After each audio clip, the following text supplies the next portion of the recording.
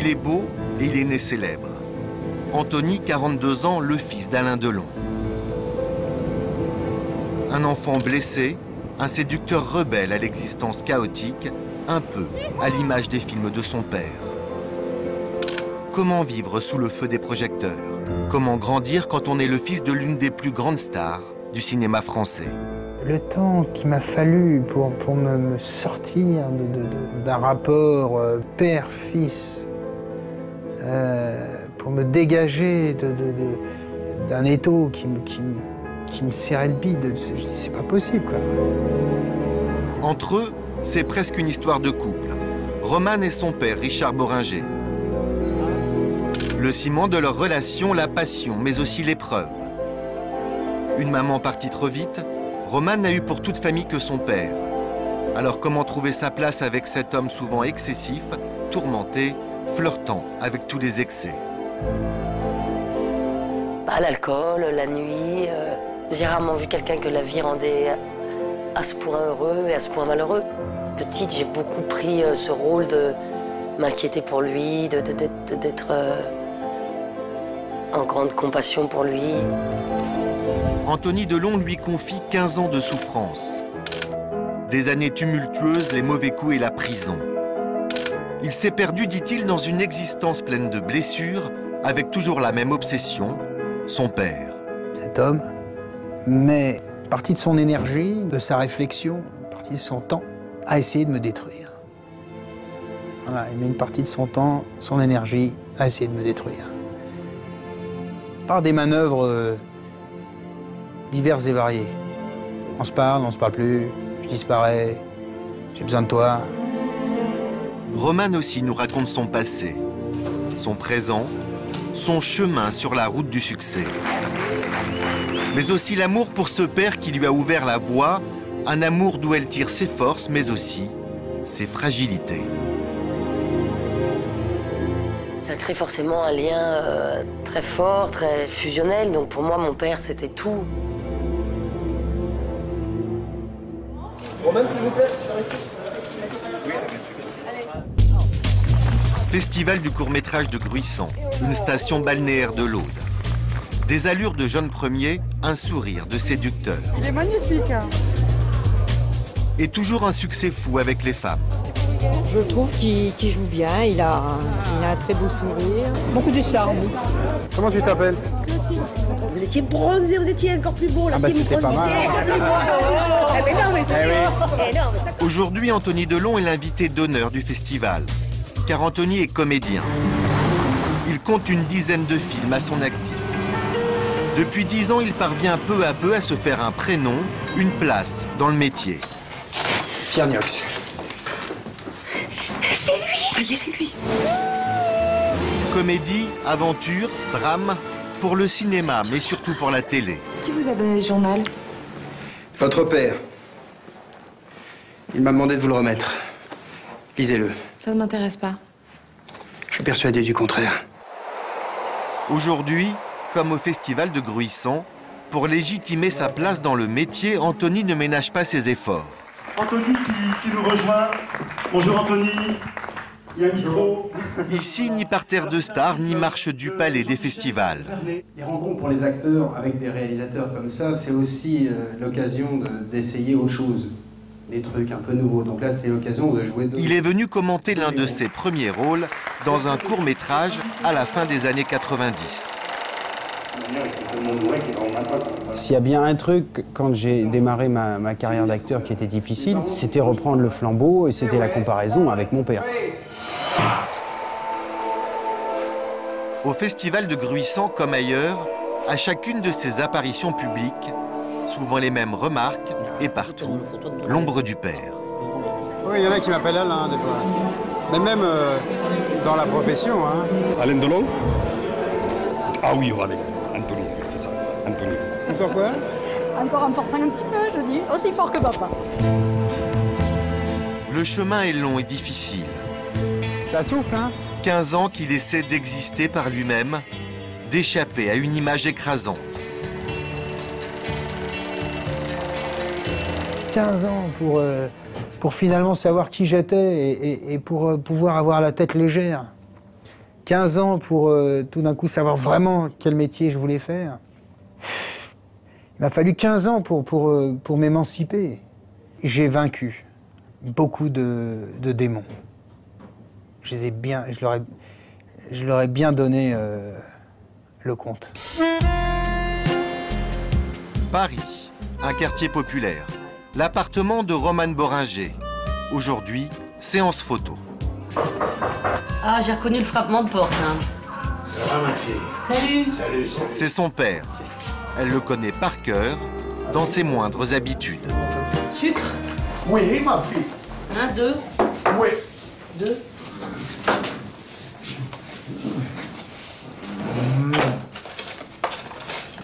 T'es belle. 1 ou 2? 2, c'est... T'es belle. Aussi, t'as mis un beau t-shirt. C'est une personne que j'estime par sa passion, par sa patience. Je vois son travail avec beaucoup de bonheur. L'actrice, elle me plaît, bien sûr, évidemment. Bien sûr, je préfère que ce soit une super actrice. T'as une fille actrice, il vaut mieux qu'elle soit bonne. Voilà, on est quoi, là? Richard Boringer, la grande gueule, l'imprévisible, mais devant une photo de sa fille, Oh, regarde-moi ça. c'est un père au cœur tendre. Une merveille. Merveille de bonheur, cette petite. Magnifique, chérie. Je sais pas si je suis un bon papa. J'ai beaucoup d'amour, mais sur un plan plus pragmatique, je sais pas si je suis un bon papa. Je pense pas, hein, d'ailleurs. Un bon père, en tout cas Romane, On fait pas de trop. c'est un peu la femme de sa vie. Nous serons 2 sur le bateau. Ah oui.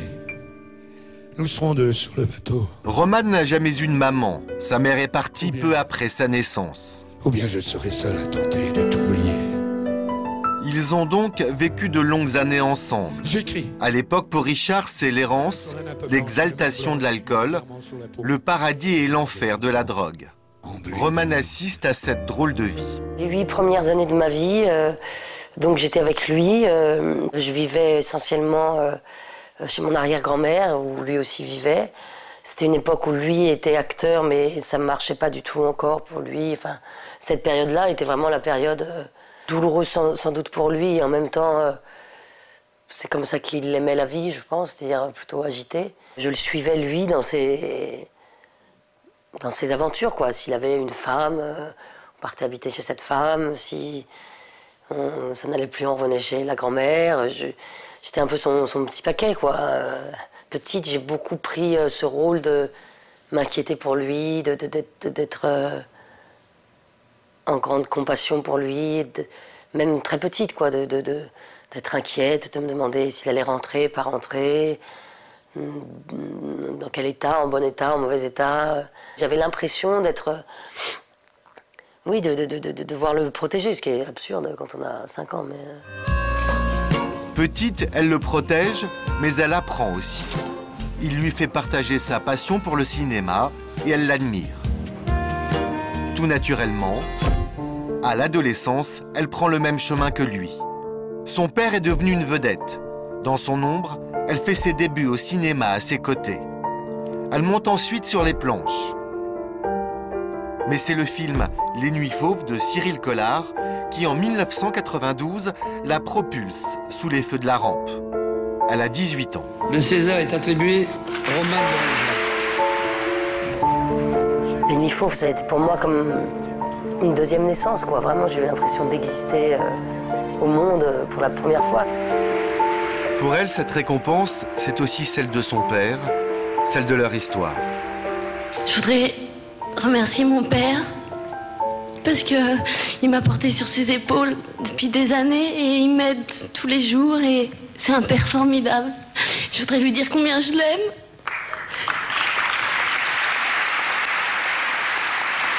J'ai eu un retour d'enfance à ce moment-là, j'ai vu toutes ces années défiler. Pour moi, il n'y avait que lui que je voyais là, en face. Et vu que je n'étais pas avec ma mère, ça crée forcément un lien très fort, très très fusionnel. Donc pour moi, mon père, c'était tout.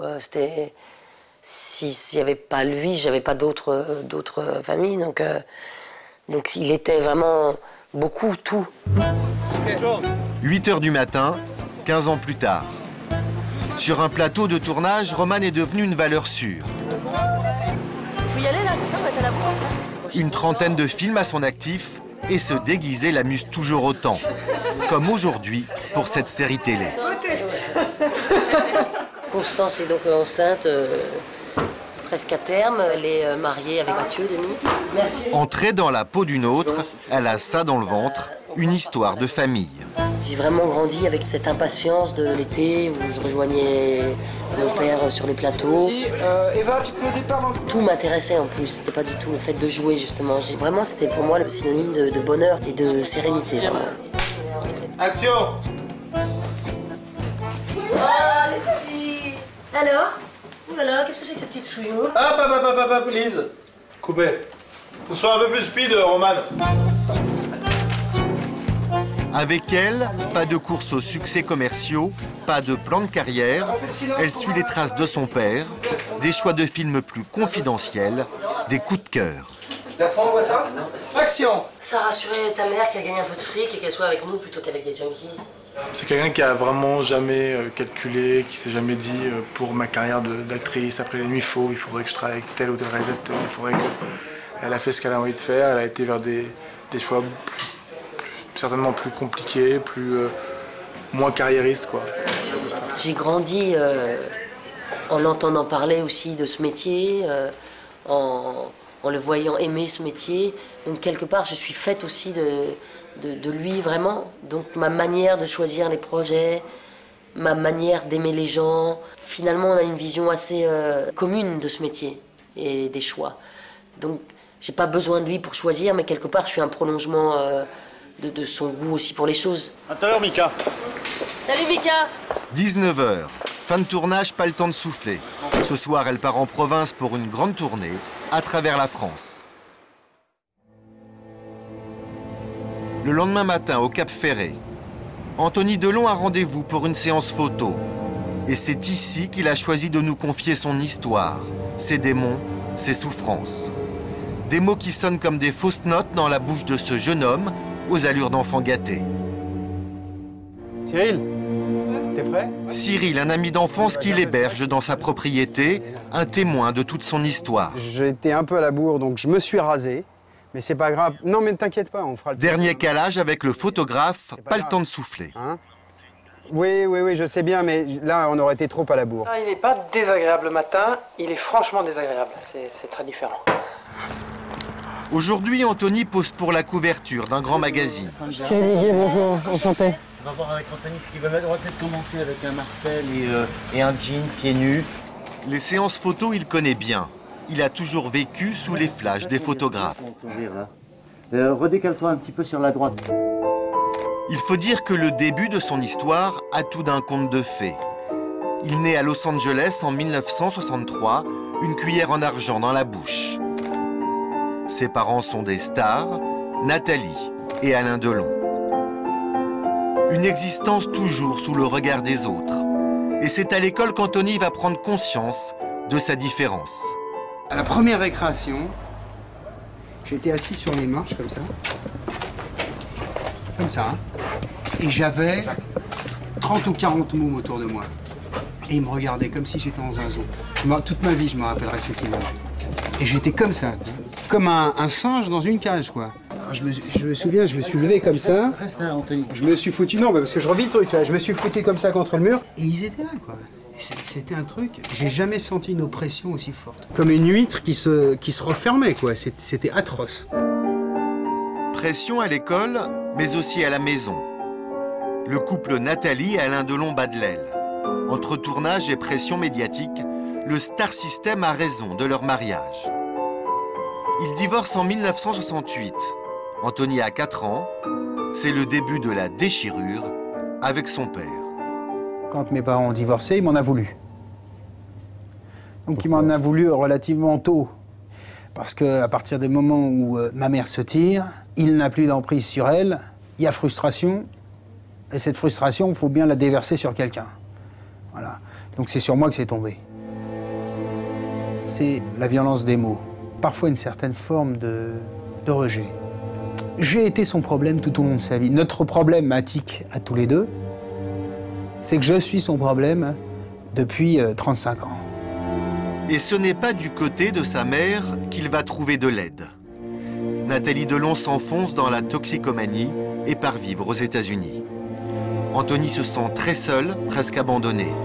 Il est placé quelque temps en pensionnat, mais perturbé, il ne trouve pas ses marques. À 16 ans, il craque. Pour lui, fini l'école. Un jour, j'en ai marre. On ne pouvait plus. J'ai demandé la permission d'aller aux toilettes. On m'a dit bien sûr. Je suis sorti, j'ai pris la porte, je me suis tiré, je suis jamais revenu. Mon père a très vite laissé tomber, en fait. Il m'a dit, t'as 17 ans, t'es un homme, tu veux vivre ta vie, tu veux prendre tes responsabilités, très bien. Va-t'en. Voilà. Sauf qu'à partir du moment où j'ai passé la porte, il n'y avait plus ni d'argent, ni d'aide, ni de rien. C'est ça que les gens n'imaginent pas. Sans un sou en poche, le fils de star veut exister, quels que soient les moyens. Il fréquente des malfrats, force des barrages de police, vole des voitures. À chaque fois, ses frasques font les gros titres. Fin du scénario le 2 février 1983, il est arrêté pour vol de voiture et port d'armes. 1 mois de prison. Mon père est arrivé avec un manteau, un trench coat. Il s'est assis. Et puis je me suis dit, merde, on est dans quel film là? Putain, mais je suis derrière le... Je suis au parloir, je suis derrière la grille, il est là, machin. Et ça m'a fait marrer. Je me suis dit, mais qu'est-ce que c'est? C'est drôle, la vie, tout d'un coup, il se passe des trucs. Rétrospectivement, et c'est ça que je veux vous confier, ce qui est drôle, c'est qu'en fait, je me suis rendu compte, plus tard, dans un travail d'analyse, que j'avais voulu être dans la vie ce que mon père était à l'écran. C'est-à-dire que lui, à l'écran, il jouait des gangsters balourds, puisque c'est à l'écran. Ben moi, je serais un gangster dans la vie. Gangster, enfin pas tout à fait. Pour gagner de l'argent, il crée une ligne de vêtements de cuir. Et ça marche.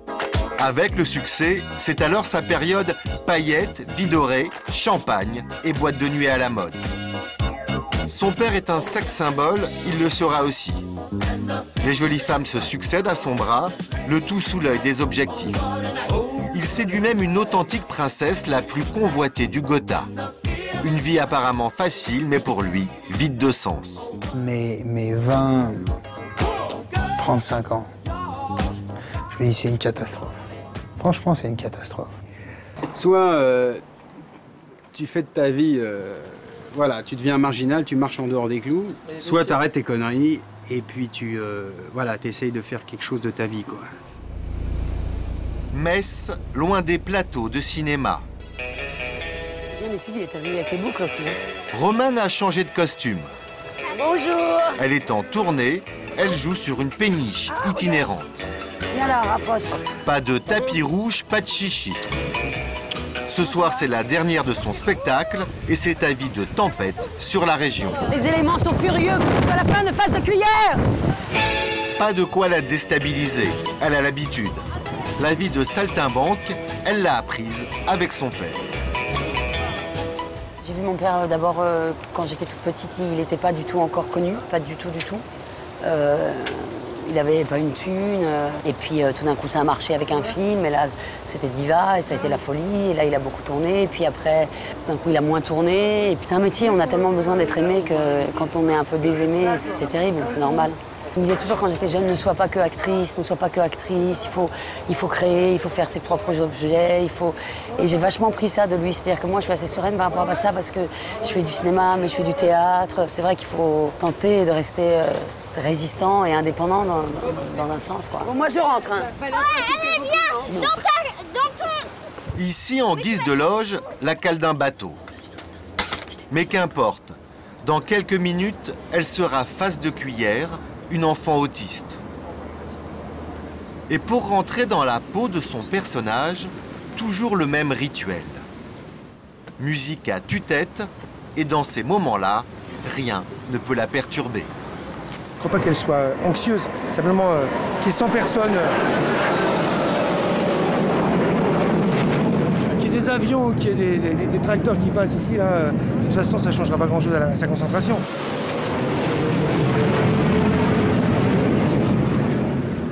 Et c'est parti, 1h20 de spectacle en solo. Avec toujours la même crainte, le trou de mémoire. Alors pour se rassurer, elle a un truc. Se remémorer le texte jusqu'à la dernière seconde.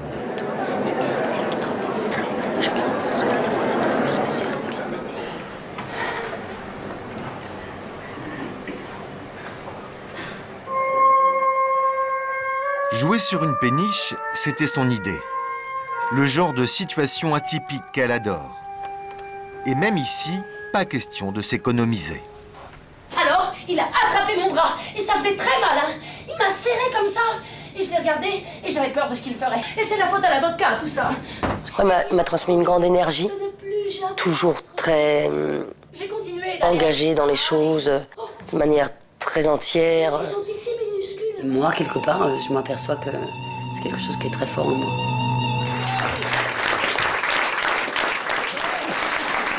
Ce soir, elle sourit, mais elle est triste. Comme à chaque dernière. Et le réconfort de son metteur en scène ne l'empêche pas de pleurer. Ce soir, elle quitte un rôle. Faut pas pleurer. Tu dois pas pleurer, tu sais. J'aime pas les dernières parce que tu les fais pas bien en fait. T'essaies que chaque chose que tu dis soit... de dire au revoir à chaque chose que tu dis, enfin de profiter de chaque chose que tu dis. En fait, c'est jamais quand on veut que ce soit le mieux que c'est le mieux. Donc j'aime pas les dernières parce que souvent tu mets tellement... Tu voudrais tout faire d'un coup, tout mettre bien d'un coup, que ça soit exceptionnel. Et puis en fait, ça l'était la veille ou ça le sera... Mais c'est jamais quand tu veux. Mais ce qui l'émeut sans doute le plus, c'est qu'elle sait que ce soir, il faudra aussi quitter toute son équipe. Raymond, René et tous les autres. Plus d'1 mois qu'ils vivent ensemble et seulement une nuit pour se dire au revoir.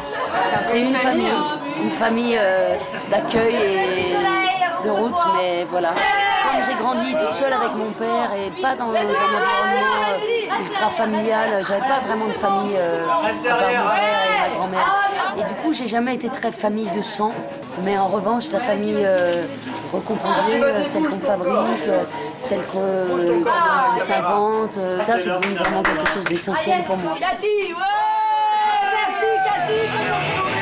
Pas encore mariée, sans enfant, ainsi va la vie de Romane, 100 ans mort. Demain, elle sera à Paris pour le lancement de son dernier film. Anthony Delon, lui aussi, a trouvé son équilibre sur le même terrain que son père, les plateaux de cinéma. Il se prépare à tourner une scène d'action. Dernière mise au point avec la réalisatrice. Voilà, je mettrai une caméra extérieure pour finir la scène juste sur ce moment où tu freines, tu vois. Et voilà, l'accident est inévitable et tu sais que tu vas mourir.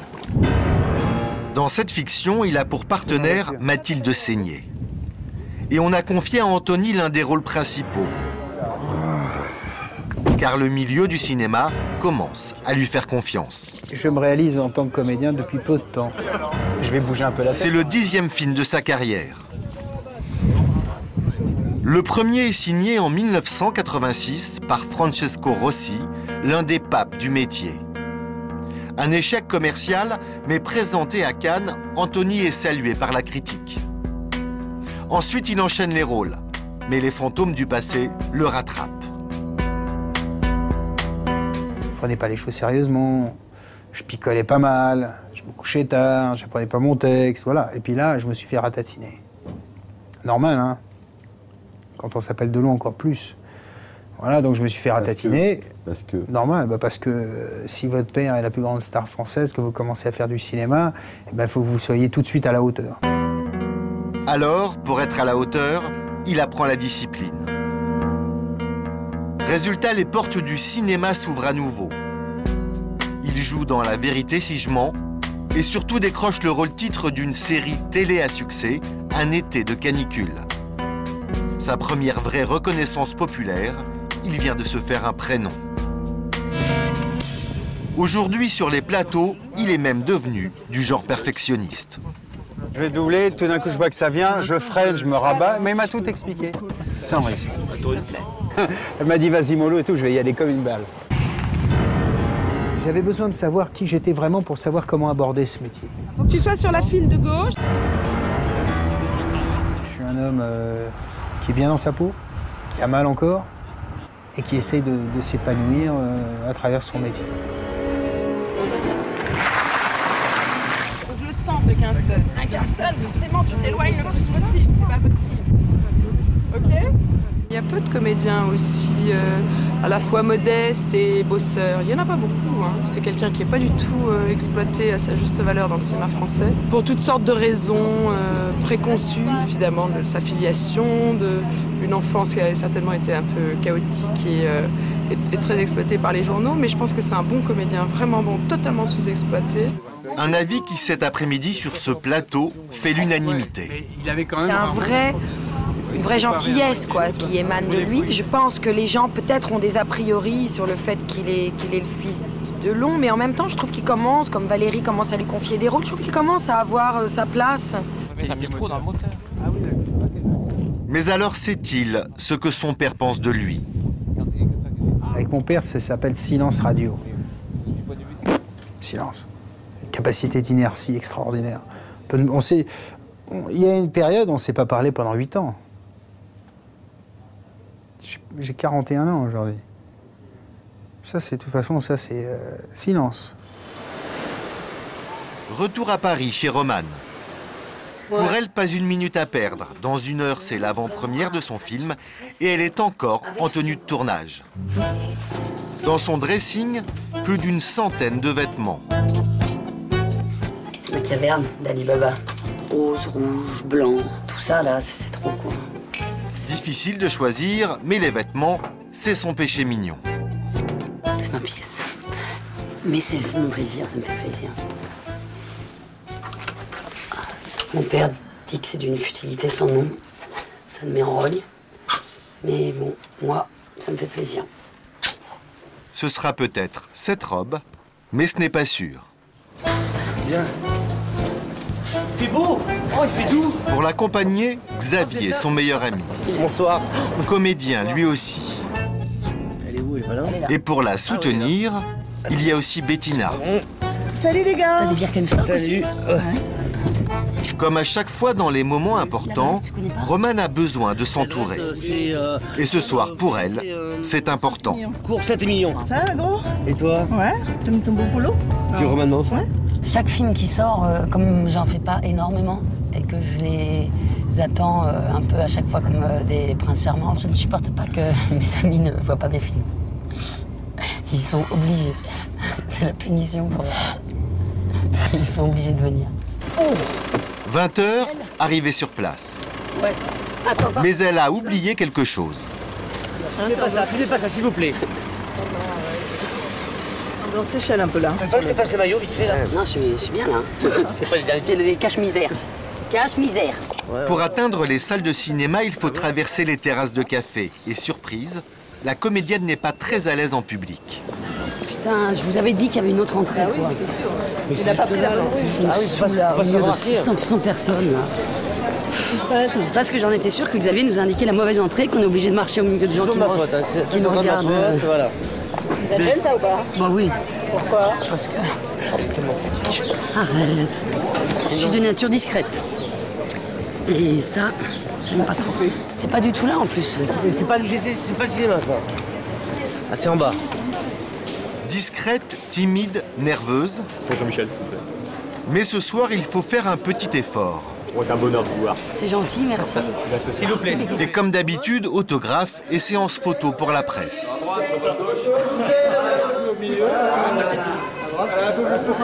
Pour Mademoiselle Boringer, pas question de ne pas être à la hauteur.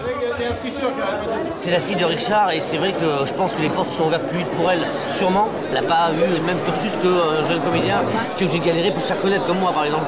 Mais par contre, le mur il est pour tout le monde. C'est-à-dire que si t'es mauvais quoi. T'as beau être le fils d'eux, je vais pas donner des noms parce que c'est très bien. Et je veux parler, mais il y a des fils d'eux et des filles d'eux qu'on voit pas beaucoup, qui ont essayé mais qui marchent pas. Début de projection et petit souci. Plus de place pour Romane, ce sera l'escalier. Elle se baladait sur les toits, elle a glissé, et voilà. Et voilà quoi? Elle n'a pas survécu à la chute. Coucou, c'est sympa, qu'est-ce qui... Il est où? Quoi? Me dis pas que tu sais pas, salope. T'as de la chance d'avoir ta môme, sinon je te pétais la gueule. Chut, Anna. Oh, Anna, qu'est-ce qui se passe? Bon accueil du public, Romane peut souffler. Car ce soir, elle était inquiète. Elle n'en a parlé à personne, mais elle sait que certaines critiques parues dans la presse ne sont pas très bonnes. On peut lire notamment une comédie sympatoche, mais palichonne. Ben, qu'est-ce que tu penses de cette projection?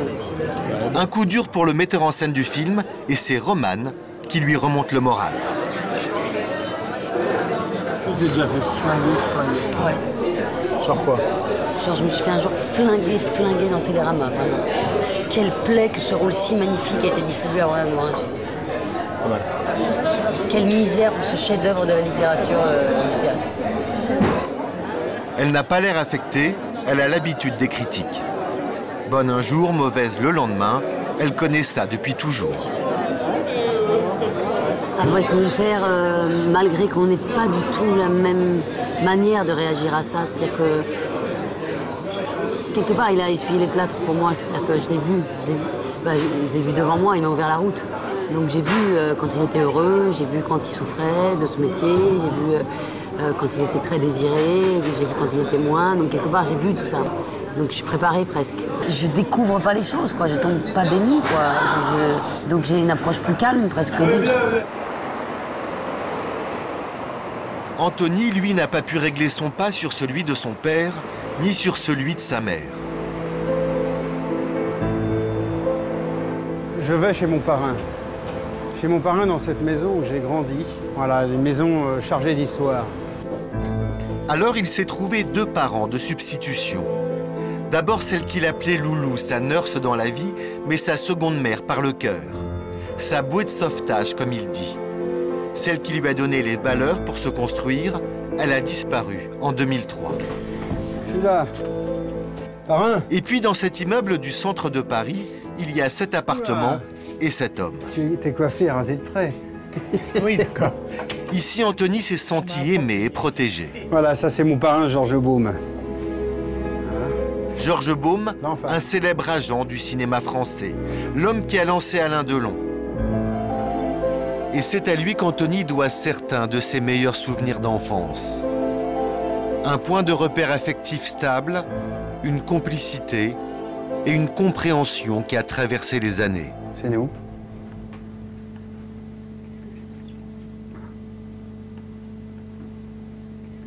C'est beau cette photo, hein? Oui. C'était à Saint-Canin, je crois. Le week-end, je venais dormir ici. Et là, il y avait ce canapé, donc j'étais petit, hein? Voilà. Et le feu. Et le feu. Oui. Donc on se couchait, on éteignait toutes les lumières, on allumait une flambée avec des flammes jusque là. Exactement. On parlait un petit peu, et là je me sentais rassuré. En sécurité. En sécurité. Oui. Les souvenirs, des choses. Les jours où tu m'as emmené à l'école. Tu t'es arrêté, j'étais devant toi, je descendais, et tu m'as dit, comment tu m'as appelé? Et je t'ai dit, fiston. Et tu m'as dit, j'aimerais bien que tu m'appelles toujours comme ça. Mais une chose reste essentielle dans son histoire. S'il a réussi à s'en sortir, c'est qu'une certitude ne l'a jamais quitté.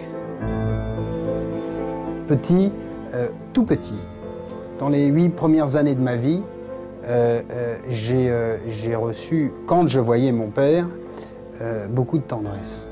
Ça, c'est vrai. Surtout, pas les 8 premières années, mais les 5-6 premières années. Cette tendresse m'a psychiquement sauvé. Voilà. Parce que moi, au fond, tout au fond de moi, je sais, quels que soient nos rapports, quelle que soit l'âpreté parfois des rapports que j'ai eus avec mon père, je sais tout au fond de moi que cet homme m'aime. Et ça, c'est important.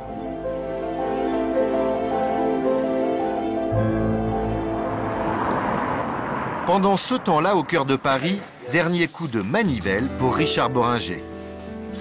Ce soir, l'actrice principale de son film, c'est sa fille Romane. Le film qu'il tourne est un peu particulier. Il raconte l'histoire de leur propre vie. Et il a pour titre « C'est beau une ville la nuit ». Il n'élude rien, pas même les moments les plus difficiles. Comme le départ de la mère de Romane lorsqu'elle avait 9 mois et son décès il y a quelques années. Voilà, on sait ça. Ma mère était une belle femme. Brune, aux grands yeux noirs. En ce moment, le soleil est juste au-dessus de sa tête. Elle porte un beau sourire sur son visage. T'inquiète pas, mon papou. Je peux pas non plus le voir trop tout le temps. J'ai trop de sentiments, presque. J'ai trop de peur pour lui, d'inquiétude encore, qui me reste. Si j'étais tout le temps avec lui, je serais vraiment pétrie de trop d'émotions, quoi. Donc on a une vie finalement, on se voit assez peu. Hein. Lui travaille beaucoup, moi aussi. On est toujours par monts et par vaux. Mais l'amour est là, c'est ce qui compte. L'amour malgré les coups de gueule. Et il en faut peu pour provoquer la colère de Richard, comme cette séance photo qui s'éternise. Si jamais j'en vois une semaine après la sortie du film dans les agences et tout, ça va chier. Richard s'inquiète de la diffusion des clichés dans la presse. Attention là, parce que là, ça en fait beaucoup déjà. Hein. Non mais Vincent... Non, mais... Non, j'ai pas compris. C'est non. Vincent, ça n'empêche pas que dans la vie, on peut être potes. Mais dans ce métier, je fais confiance en personne. C'est clair? En personne. Romane est un peu gênée. Tu bois un coup, Vincent? Mais les colères de l'artiste disparaissent aussi vite qu'elles sont apparues. Yo! Elle lui pardonne tout. Elle sait qu'il a toujours voulu son bien. Ce qui est important, c'est qu'elle fasse ce qui lui plaise, surtout. Et qu'elle puisse le faire. Le reste, artistique ou pas, je n'ai rien à se couler. Si elle avait dû s'épanouir dans autre chose, elle aurait été dans autre chose. Je suis pas envie que tous mes enfants soient acteurs, que ceci, que cela. Ils font ce qui les remplit eux, du moment que ça leur donne du bonheur.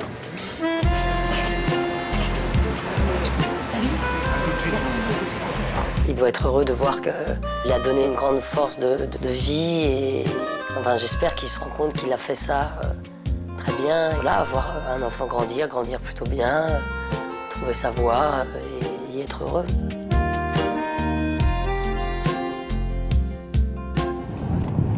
Anthony, lui, a décidé de partir d'un nouveau pied, de changer de vie.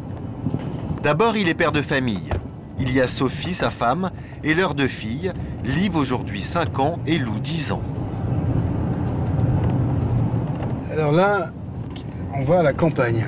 C'est nouveau et c'est tous les dimanches matins. Dans son coffre, un objet qui lui est devenu indispensable. J'essaye de faire environ entre 160 et 220 km par semaine, tu vois, ça évolue. Fini la frime, les boîtes de nuit et les gueules de bois. Je sors le bébé. Voilà. Ah, ça, c'est un bijou. Je sais que ça semble bizarre, moi aussi j'étais le premier avant à dire oh là là, ces cyclistes avec leur tenue, leur truc et leur machin. Mais en fait c'est un sacré sport, quoi. Certainement que ça m'aurait gonflé avant parce qu'avant j'étais excité, parce que voilà, la boxe c'était un résultat immédiat, c'était quelque chose de... Là c'est vrai que ça correspond aussi plus à ce que je suis devenu, c'est-à-dire d'essayer parfois de faire jouer le temps pour moi. Je suis plus calme qu'avant, plus posé. En fait, Anthony Delon a découvert une nouvelle philosophie de vie. Ah putain, il y a des vents là.